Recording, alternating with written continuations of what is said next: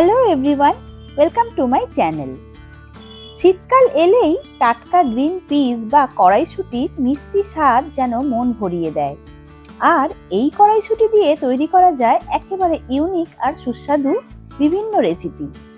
আজ আমি বানিয়ে নেব গ্রিন পিস ফাড়া, যা বিভিন্ন নামে পরিচিত। কেউ কেউ এটিকে বলে থাকেন ফাড়া, আবার কেউ বলেন গ্রিন মাটার ডাম্পলিং বা আমাদের প্রিয় কড়াইশুঁটির পিঠে, আবার এটিকে কড়াইশুঁটির ট্যাকোজও বলা হয়। বাইরে থেকে একদম সফট, ভেতরে মশলাদার পুরে ভরা এই হেলদি ডিশটি শুধু খেতেই নয়, দেখতেও দারুণ আকর্ষণীয়। আর বিকেলে স্ন্যাক্স কিংবা হালকা মিল দুটোর জন্যই একেবারে পারফেক্ট।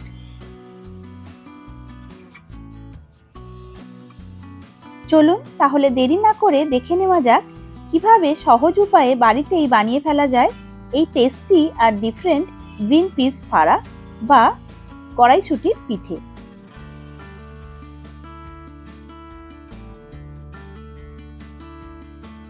রেসিপিটি বানানোর জন্য একটি মিক্সার জারের মধ্যে প্রথমেই নিয়ে নেব হাফ কাপ পরিমাণ ভেজানো ছোলার ডাল বা চানা ডাল।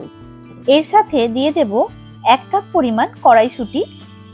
এর মধ্যে দিয়ে দেব 1 চামচ পরিমাণ গোটা জিরে, দিয়ে দেব বেশ কয়েকটা কাঁচা লঙ্কা। কাঁচা লঙ্কা আপনারা আপনাদের পছন্দ মতো দেবেন। আর দিয়ে দেব কয়েক টুকরো আদা। এর সাথে দিয়ে দেব বেশ অনেকটা পরিমাণ ধনেপাতা। এবার জল ছাড়া এটার একটা স্মুথ পেস্ট আমি বানিয়ে নেব। দেখুন, জল ছাড়া এর স্মুথ পেস্ট আমি বানিয়ে নিয়েছি। এইবার এটাকে আমি একটা বোলের মধ্যে ট্রান্সফার করে নেব।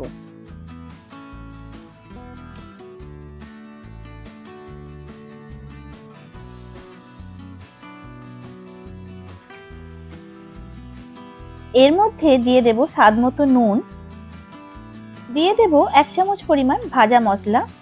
লঙ্কা আর জিরে রোস্ট করে আমি এই ভাজা মশলাটা বানিয়ে রেখেছিলাম, এটাই আমি এখানে 1 চামচ দিয়ে দিলাম।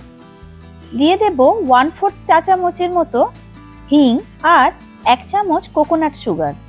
এই কোকোনাট সুগারের পরিবর্তে আপনারা নর্মাল চিনিরও ব্যবহার করতে পারেন। এইবার সবকিছু একসাথে খুব ভালো করে মিক্স করে নিতে হবে। অন্যদিকে একটি কড়াই নিয়ে নিয়েছি, এর মধ্যে আমি দিয়ে দিয়েছি 1 কাপ পরিমাণ জল। এর মধ্যে আমি দিয়ে দেব 1 চামচ পরিমাণ ঘি, হাফ চামচ পরিমাণ নুন আর 1 চামচ পরিমাণ চিলি ফ্লেক্স। এই সব কিছু একটু নাড়াচাড়া করে নিয়ে এর মধ্যে দিয়ে দেব 1 কাপ পরিমাণ চালের গুঁড়ো। এইবার চালের গুঁড়ো খুব ভালো করে এর মধ্যে মিশিয়ে নিতে হবে। নাড়াচাড়া করতে করতে চালের গুঁড়ো সমস্ত জল সোক করে নেবে।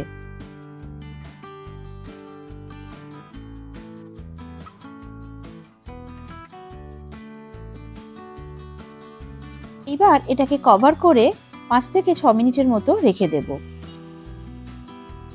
5 মিনিট পর এটাকে খুব ভালো করে সফট করে মেখে নিতে হবে। একেবারে যেমনভাবে আমরা আটা মাখি ঠিক সেইভাবে এটাকে মেখে নিতে হবে। এটা যেহেতু খুব গরম আছে, তাই আমি একটা স্প্যাচুলা দিয়ে এটাকে ভালো করে মেখে নিচ্ছি। এরপর হাতে করে এটাকে ভালো করে মেখে নিতে হবে। দেখুন কতটা সফট একটা ডো তৈরি হয়ে গেছে। এইবার এটাকে আমি 5 মিনিটের জন্য রেস্টে রেখে দেব। 5 মিনিট পর এবার এর থেকে ছোট ছোট আকারে লেচি কেটে যেমন করে পিঠে করা হয় ঠিক সেই রকম ভাবে শেপ দিয়ে নিতে হবে।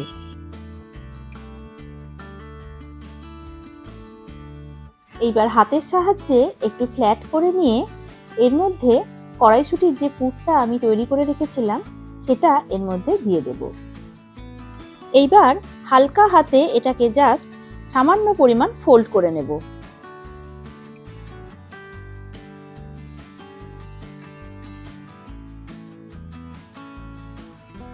এইভাবে আমি সমস্ত পিঠে বা ডাম্পলিং যাই বলুন না কেন সবগুলোই আমি তৈরি করে নেব।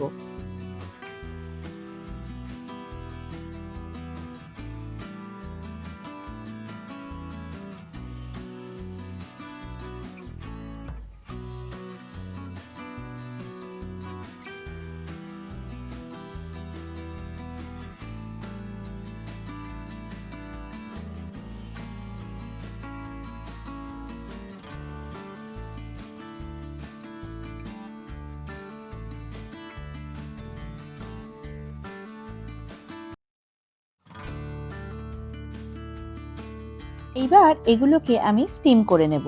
স্টিম করার জন্য এরকম একটা জালিযুক্ত পাত্র নিয়ে নিয়েছি, আর খুব সাবধানে এর মধ্যে আমি আস্তে আস্তে এগুলো রেখে দেব।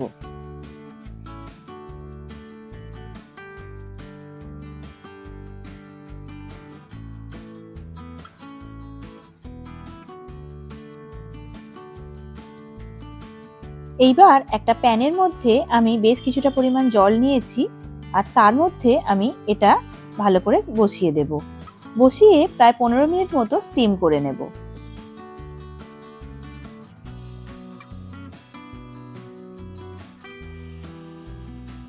পনেরো মিনিট পর এটা ঢাকা খুলে দেখে নেব হয়েছে কিনা। দেখুন একদম পারফেক্টলি কুক হয়ে গেছে। এইবার এটাকে ঢেলে ঠান্ডা হতে দেব। ঠান্ডা হবার পর এটাকে আপনারা এমনিও খেতে পারেন, আবার আমার মতো একটু ভেজেও নিতে পারেন। অন্যদিকে একটি প্যানের মধ্যে আমি দিয়ে দিয়েছি প্রায় 1 চামচ পরিমাণ ঘি।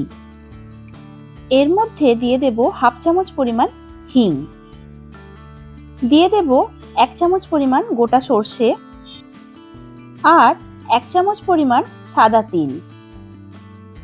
এগুলো কয়েক সেকেন্ড নাড়াচাড়া করে ভেজে নেব।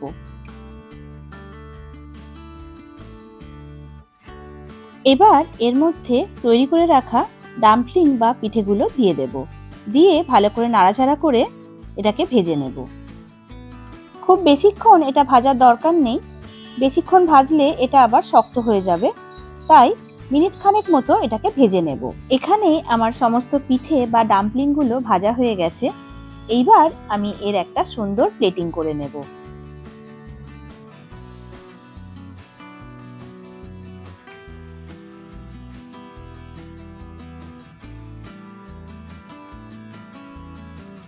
এখানে আমার পিঠে বা ডাম্পলিং একদম সার্ভ করার জন্য রেডি। আমি এখানে টক দই আর বাঙালির প্রিয় নলেন গুড় দিয়ে সার্ভ করেছি। এই ধরনের পিঠে বা ডাম্পলিং আপনারা কিভাবে খেতে পছন্দ করেন তা কমেন্ট করে অবশ্যই আমাকে জানাবেন। ভালো লাগলে একটি লাইক ও শেয়ার করে দেবেন। আর আমার চ্যানেলে নতুন বন্ধু হয়ে থাকলে সাবস্ক্রাইব করার অনুরোধ রইল আপনাদের কাছে। ভালো থাকবেন, দেখা হবে অন্য একটি নতুন ভিডিওতে। ধন্যবাদ।